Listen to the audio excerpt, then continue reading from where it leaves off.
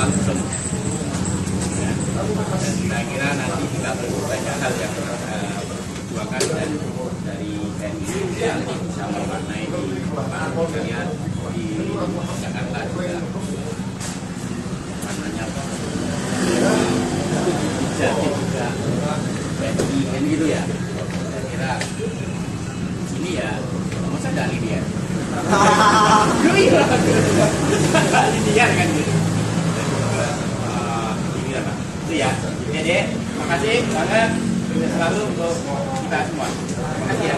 Kalau agendanya sebenarnya ini kami silaturahmi Ya. dalam upaya mengapresiasi apa yang telah dijalankan KPU yang sesuai dengan tugas dan kewajibannya KPU.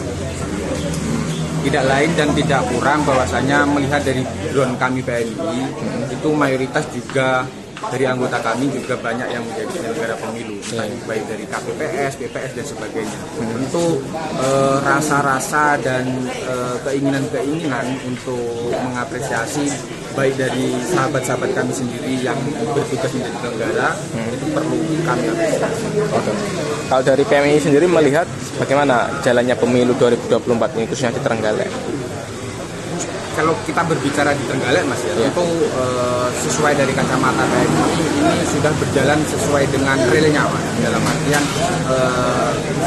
dari KPU sendiri sudah menciptakan pemilu yang adil, demokratis, serta damai. Tentu tidak ada yang namanya kericuan serta antara permusuhan yang melibatkan kerugian dari satu pihak. Tentu kami melihat di Trenggalek ini tidak ada. Tentu kami menilainya pemilu di Trenggalek ini adil dan damai, Mas. Tentrem. Ini kan ada beberapa pemungutan suara ulang Mas ya, di beberapa TPS, ada 3 TPS lah di Trenggalek. Ini kalau PMI sendiri melihat seperti apa? Kalau kami melihat tersendiri itu kesalahan teknis Mas. Mungkin kesalahan dari KPPS-nya yang kami anggap itu kurang profesional. Dalam artian ketika kita ambil contoh yang di Wonanti Mas, itu kan yang nyoblosnya malam hari. Padahal di siang hari kan itu kan sudah datang sebelum jam 1. Seharusnya kan itu kan diperbolehkan. Kan tetapi ketika malam datang bawa orang saudaranya itu diperbolehkan. Jadi kami menganggap kurang profesional lah dari KPPS setempat. Oke, artinya dibutuhkan tim lebih. Iya, dari KPU kabupaten tersebut. Oke, termasuk 3 PSU yang lain yang di Kelutan, Sumbergedong dan Sukosari? Itu Mas, semua itu kan atas ketidakprofesionalan dari KPPS itu sendiri. Oke. Kalau sekarang kan masih rekap kecamatan Mas ya tahapnya ya. Kalau dari PMI sendiri akan mengawal di setiap lini sampai kecamatan kabupaten atau gimana Mas? Tentu kami juga akan mengawal Mas. Tentu dari PMI kan juga ada yang namanya alumni dan sebagainya yang hari ini berkecimpung di PPK dan sebagainya. Mungkin jalur pengawalan kami melalui itu. Kalau di daerah lain kan ada narasi-narasi kecurangan pemilu. Nah ini kalau dari PMI sendiri melihat seperti apa? Kalau kami itu sendiri melihat belum memiliki fakta terkait itu tadi. Mungkin kalau memang ada fakta yang benar-benar terjadinya kecurangan pemilu, perlu untuk ditindaklanjuti bersama Mas. Dalam artian ya ayo kita proses bersama, ayo kita laporkan bersama, kita tuntaskan bersama. Kalau memang ada fakta terkait pelanggaran pemilu itu sendiri.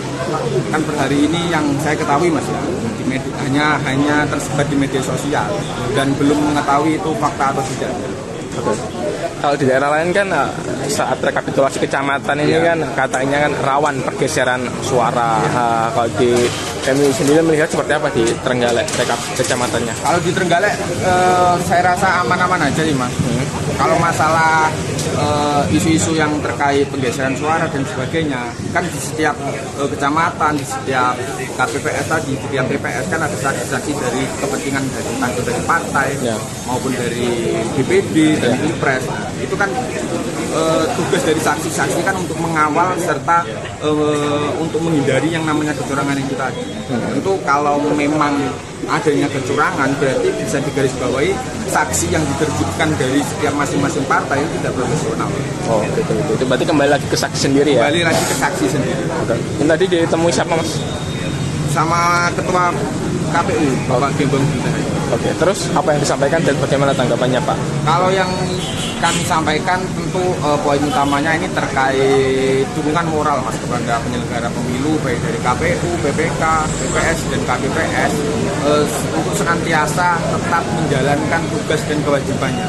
Tentu dengan adanya isu-isu negatif yang berkembang seperti yang Mas tanyakan tadi terkait kecurangan-kecurangan, tentu ini tidak menggoyahkan semangat serta integritas dari KPU itu tersendiri.